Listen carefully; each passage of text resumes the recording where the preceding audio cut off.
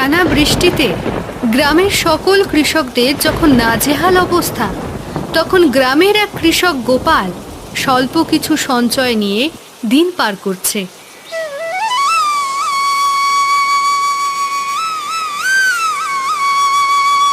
মা, গতকাল দেখলাম ওই বাড়ির রিনা সিঙ্গারা খাচ্ছে, তাও আবার মাংসের সিঙ্গারা। তাতে কি হয়েছে মা? ওদের আছে তাই খাচ্ছে, আমাদের নেই তাই খেতে পারছি না। আমাদের কেন নেই মা?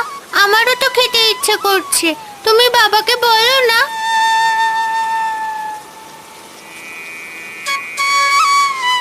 তোর সিঙ্গারা খেতে ইচ্ছে করছে, সেটা তুই আগে বলবি না?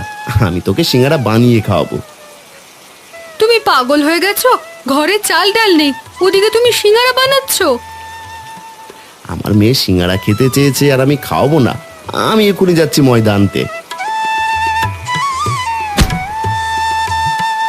এই বলে গোপাল বৃষ্টির মধ্যেই বেরিয়ে যায়। তোর বাবা ঠিক হলো না। যাই হোক, মাংসের সিঙ্গারা তো বানাতে পারবো না, কচু পাতার সিঙ্গারা বানাই। কচু পাতার সিঙ্গারা? সেটা আবার কিভাবে? সেটা পরেই দেখতে পাবি। চল কিছু কচু পাতা নিয়ে আসি। পূজা ও সাবিত্রী একটা ছাতা নিয়ে বেরিয়ে যায়। মা, আমি তো জীবনে কোনোদিন কচু পাতার সিঙ্গারার কথা শুনিনি। শুনবি কিভাবে রে? আগে আমরা কত খেয়েছি, এখন তো কেউ খায় না। এই সিঙ্গারা কি খুব মজার হয়, মাংসের সিঙ্গারার থেকেও বেশি? হ্যাঁ রে হ্যাঁ, তুই একটা বার খেয়ে দেখ, তারপরেই বলবি। তাহলে তো খুব মজা হলো, এখন থেকে ঘন ঘন সিঙ্গারা খেতে পারবো, আর চিন্তা করতে হবে না। তোর যখন সিঙ্গারা খেতে মন চাইবে, তুই শুধু আমাকে এসে বলবি, আমি তোকে এই কচু পাতা সিঙ্গারা বানিয়ে খাওয়াবো। অন্যদিকে সিঙ্গারা বানানোর জিনিসপত্র কেনার জন্য গোপাল মুদির দোকানে উপস্থিত হয়। কি গোপাল দাদা, এই বড় বৃষ্টিতে আমার দোকানে এসেছো কিসের জন্য? আর বলো না ভাই, আমার মেয়েটা সিঙ্গারা খেতে চেয়েছে, তাই তো কিছু কেনাকাটা করতে এলাম। সিঙ্গারা খেতে চেয়েছে? বেশ বেশ, এই বর্ষায় গরম গরম সিঙ্গারা খেতে ভালোই লাগবে। এই জন্যই তো বৃষ্টিতে ভিজে ভিজে চলে এসেছি। দাও দেখি, আমাকে 1 কেজি ময়দা দাও। বেশ, সে না হয় বুঝলাম, কিন্তু তোমার কাছে পয়সা আছে তো? আহা, এমন করছিস কেন? জানিস তো এই বর্ষায় সবার অবস্থাই কত খারাপ। হবে না গো, হবে না। এখন তুমি বলো কি করবে? তুমি তাহলে দাও, আমি 2 দিন পরে দিয়ে দেবো। এই 2 দিনের কথা বলে এত কিছু নিচ্ছ, মনে থাকে যেন 2 দিন পরে কিন্তু টাকা আবার দিয়ে দিতে হবে আমাকে। থাকবে গো থাকবে, তুমি দাও। আনন্দ সব কিছু প্যাকেট করে গোপালের হাতে দিয়ে দেয়। কিছুক্ষণ পরে সমস্ত কিছু জোগাড় যন্ত্র করে সাবিত্রী সিঙ্গারা বানাতে শুরু করে। কি মজা, কি মজা! আমি এত তাড়াতাড়ি সিঙ্গারা খেতে পারবো, আমি তো কল্পনাও করিনি বাবা। শুধুমাত্র অভাবের কারণে রে মা, না হলে তুই যখন যা চাস তখনই তাই তোকে দিতে ইচ্ছে করে। তাতে আমার একটুও খারাপ লাগে না বাবা, আমি তো বুঝি আমাদের সংসারের অবস্থা। আমার মেয়েটা ভালোই বুঝদার হয়ে গেছে। দাও দেখি, আমার মেয়েটাকে সিঙ্গারা দাও। দাও দাও, আমি আজকে মন ভরে সিঙ্গারা খাবো। বাইরে বৃষ্টি হচ্ছে, সবাই মিলে মজা করে সিঙ্গারা খায়। অন্যদিকে গোপালের প্রতিবেশী সরলা তার গয়না হারিয়ে পাগল প্রায় হয়ে যায়। কোথায় গেল আমার গয়নাটা? আরে ও রিনা, ওভাবে বসে আছিস কেন? একটু খোঁজ না। আর খোঁজেই বা কি হবে মা, সকালে দেখেছিলাম ওই বাড়ির গোপাল কাকার বউ আর মেয়ে এসেছিল আমাদের বাড়িতে।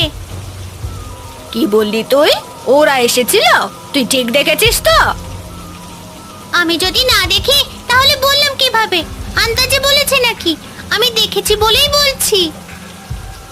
তাহলে আমি নিশ্চিত আমার এই গয়না ওরাই চুরি করেছে, ওরা ছাড়া কেউ চুরি করবে না। আমিও তো সেটাই বলছি, অযথা খোঁজাখুঁজি করে কোনো লাভ নেই, বরং ওদের বাড়িতেই চলে যাও। চল তাহলে, আজকে ওদের একদিন কি আমার একদিন, ওদেরকে আমি গ্রাম ছাড়া করবই করব।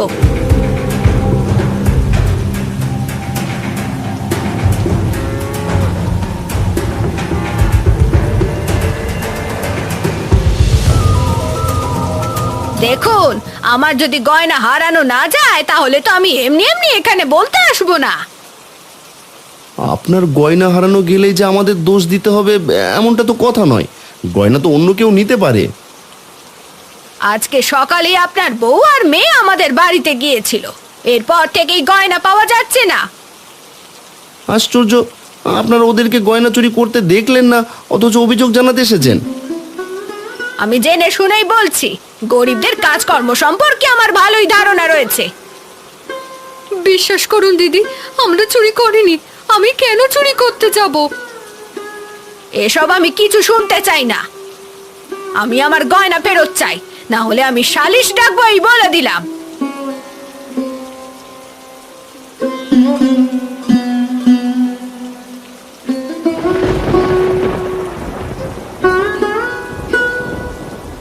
সব হলো আমাদের কপালের দোষ, আমরা একটু ভালো থাকবো সেটা কেউ দেখতে পারে না। কেন যে আমি সিঙ্গারা খেতে চেয়েছিলাম, আর কেন যে কচু পাতা সংগ্রহ করতে ওখানে গিয়েছিলাম কে জানে। একজনের উঠানে গেলেই যে চুরি করতে হবে এমনটা কোথায় লেখা আছে রে? আমরা গরিব বলে আমাদের উপরে চাপিয়ে দিচ্ছে। ওপরে একজন আছে, এই অন্যায় সে কোনোভাবেই সহ্য করবে না।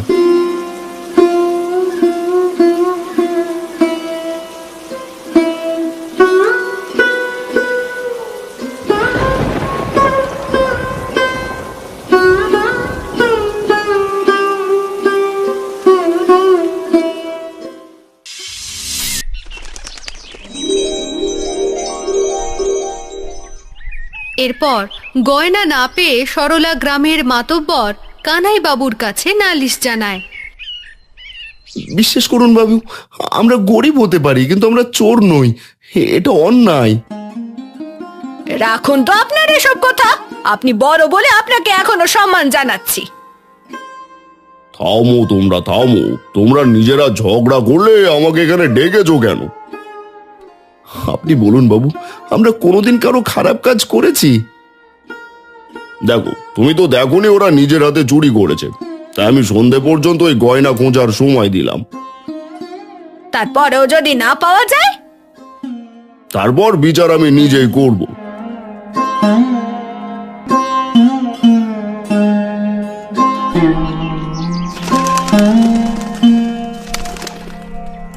পূজা একা একা কচু পাতার পাশে কাদামাটির মধ্যে খোঁজাখুঁজি করছে। কিভাবে যে খুঁজে পাই, নিশ্চয়ই এদিক সেদিক পড়ে আছে আর এখন আমাদের দোষ দিচ্ছে। কি রে পূজা, ওভাবে কি খোঁজাখুঁজি করছিস রে? এই বাড়ির কাকিমার গয়না হারিয়ে গেছে, সেটাই খোঁজাখুঁজি করছি। এমন কাদা মাটির মধ্যে গয়না কোথায় খুঁজে পাবি?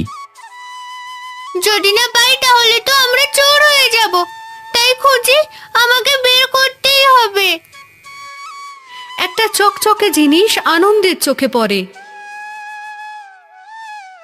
পূজা, ওইটাই কি সেই গয়না নাকি?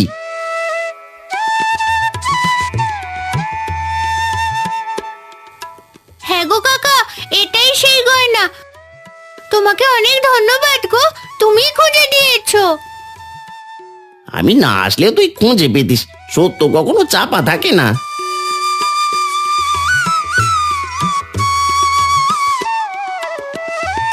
গয়না পাওয়ার পর গোপালের পরিবার সবাই মিলে সরলার বাড়িতে গিয়ে তাকে গয়না ফেরত দেয়। দেখলে তো, যেই সন্ধ্যা পর্যন্ত সময় দিয়েছি অমনি সুরসুর করে গয়না নিয়ে হাজির হয়েছে। দেখুন, আমরা চুরি করিনি, আর আমরা যে চুরি করিনি তারও প্রমাণ আছে। প্রমাণ? কিসের আবার প্রমাণ? এই গয়না ওই কাদামাটির মধ্যেই পড়েছিল, আর যেটা আমি আর আনন্দ কাকা খুঁজে পেয়েছি।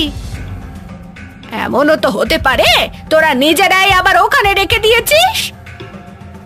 দোহাই তোমার কাকিমা, নিজের গয়না ফেরত পেয়েছে তো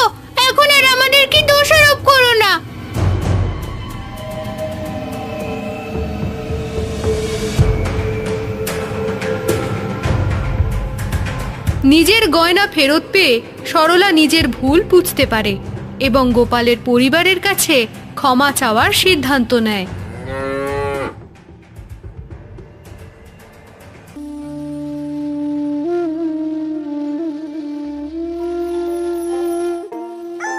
দেখুন দাদা, আমার ভুল হয়েছে। মানুষ মাত্রই তো ভুল হয়। আমি সন্দেহবশত দেখুন বৌদি, সন্দেহবশত আপনি দোষ আমাদের উপরে দিয়েছেন সেটা আলাদা ব্যাপার, কিন্তু আমরা যে চুরি করতে পারি না সেটা তো আপনি জানেন। আমি জানি আপনারা এমন করবেন না, কিন্তু গয়না না পেয়ে আমার মাথা ঠিক ছিল না। যা হওয়ার হয়ে গেছে, আপনি গয়না পেয়েছেন, আমরা অভিযোগ মুক্ত হয়েছি, এর থেকে আর বড় কিছু হতে পারে না। আপনারা আমাকে ক্ষমা করেছেন তো? আমরা আপনাকে অনেক আগেই ক্ষমা করে দিয়েছি, আপনার উপরে আমার কোনো অভিযোগ নেই। আমরা গরিব বলে যে যা খুশি বলবে, এটাই তো স্বাভাবিক। এভাবে বলবেন না, সব গরিব খারাপ হয় না। ঠিক বলেছেন, আর সবার অভাবে স্বভাব নষ্ট হয় না। আপনি এখন যেতে পারেন, আপনাকে ক্ষমা করে দিয়েছি আমরা।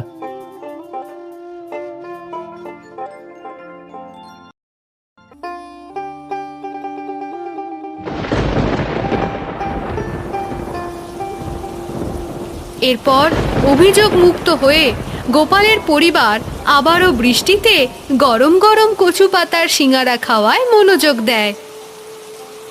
কি যে একটা ঝামেলা, ভালোভাবে সিঙ্গারাও খেতে পারলাম না। চিন্তা করিস না মা, এবার তো অভিযোগ মুক্ত হয়েছি, এবার মনের সুখে সিঙ্গারা খেতে পারবি। যাই হোক, যা হওয়ার তা হয়ে গেছে, এবার সবাই মিলে সিঙ্গারা খাও।